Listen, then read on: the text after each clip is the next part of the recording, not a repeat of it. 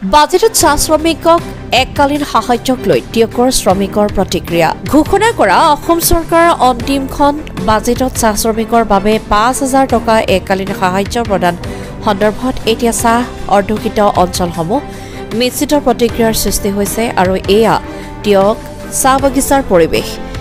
এই এককালীন সাহায্যলৈ শ্ৰমিকসকল উৎফুল্লিত হৈছে যদিও এককালীন সাহায্য সমান্তৰালকৈ চাহ শ্ৰমিকৰ প্ৰকৃত সমস্যা যেনে মজুৰি বৃদ্ধি, ভূমিপট্টা তথা ৰেচন বৃদ্ধি আদিবোৰ সমস্যা সমাধানৰ বাবেহে আহ্বান জনাইছে।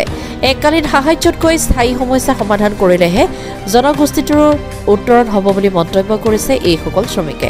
ইপিনে বিশ্ব দৰবাৰত ঝুমুৰ নৃত্যক প্ৰতিষ্ঠা কৰিবলৈ চৰকাৰে লোৱা পদক্ষেপক আদৰণি জনাইছে যদিও প্ৰকৃত সমস্যাবোৰ সমাধানৰ ক্ষেত্ৰত চৰকাৰখনে অন্তিমখন বাজেটত গুৰুত্ব নিদি কেৱল শ্ৰমিকৰ বাবে এককালীন সাহায্য প্ৰদান কৰাটো ৰাজনৈতিক ষড়যন্ত্ৰ তথা নিৰ্বাচনী টোপ বুলিহে অভিহিত কৰিছে আচ্ছাৰ বিষয়ববীয়াই।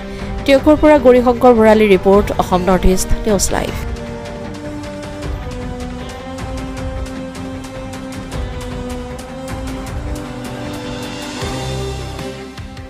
সৰ্বপ্ৰথমে অসম চৰকাৰ তথা অসমৰ মুখ্যমন্ত্ৰী হিমন্ত বিশ্ব শৰ্মা ডাঙৰীয়ালৈ আমি ধন্যবাদ জ্ঞাপন কৰিছোঁ। তেখেতসকলে চাহ শ্ৰমিকৰ বাবে যি এককালীন ৫,০০০ টকা তেখেতসকলে প্ৰদান কৰিব, কিন্তু আমি প্ৰকৃতাৰ্থত আমি ভাবোঁ যে এই চাহ জনগোষ্ঠীৰ যদি উন্নয়নৰ কথা তেওঁলোকে চিন্তা কৰে তেন্তে তেওঁলোকে চাহ জনগোষ্ঠীৰ যিবোৰ আচলতে প্ৰধান সমস্যা, জনজাতিকৰণেই হওক, ভূমিপট্টা হওক বা আমাৰ যি দৈনিক মজুৰি ৩৫০ টকা বৃদ্ধি কৰাৰ আমাৰ যি দাবী আছিলে, তেওঁলোকে যদি সঁচা অৰ্থত জনগোষ্ঠীটো উন্নয়ন কৰাৰ কথা চিন্তা কৰিছে তেন্তে এই সমস্যাবোৰ আচলতে সমাধান কৰাটো আমি বিচাৰোঁ।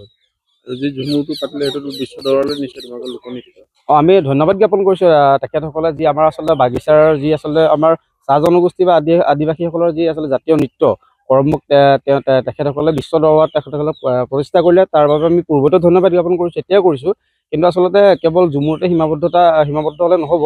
তেখেতসকলে আচলতে সঁচা অৰ্থত যদি তেওঁলোকে উন্নয়নটো বিচাৰে তেন্তে চাহ জনজাতি বা আদিবাসীসকলৰ যি প্ৰধান সমস্যা, জনজাতিকৰণ, মাটিৰ পট্টা, তেখেতসকলে এইবোৰ আচলতে সমস্যাবোৰ সমাধান হোৱাটো আমি বিচাৰোঁ।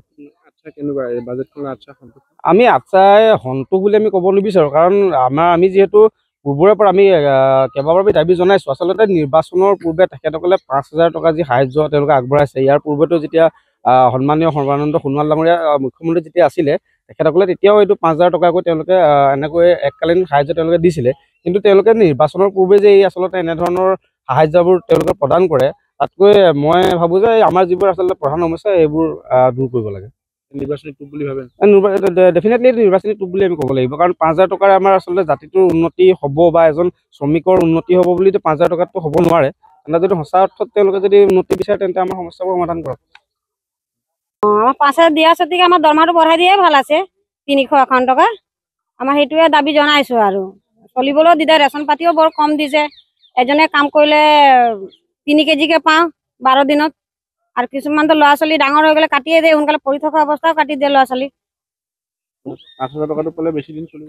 বেছি দিন চলিব নোৱাৰোঁ, ক'ত চলিব পাৰিম? এইটো ৫,০০৫ টকা সেয়ে হয়, এইটো এনেকৈ হাজিৰাটো থাকি যাব আৰু ল'ৰা ছোৱালীৰ কাৰণেও আৰু বৰ্তমান আমাৰ ৰেচনটোও বৰ কম দিয়ে, আৰু যদি ১২ দিনত কাম কৰিলে যদি আৰু ৩ কেজিকে পাম, তাৰ এইটোৱে গুৰুত্ব দিব লাগে আমাৰ ৰেচন চেচন কাৰণে আৰু জানে দৰমহাটোৰ কাৰণে আৰু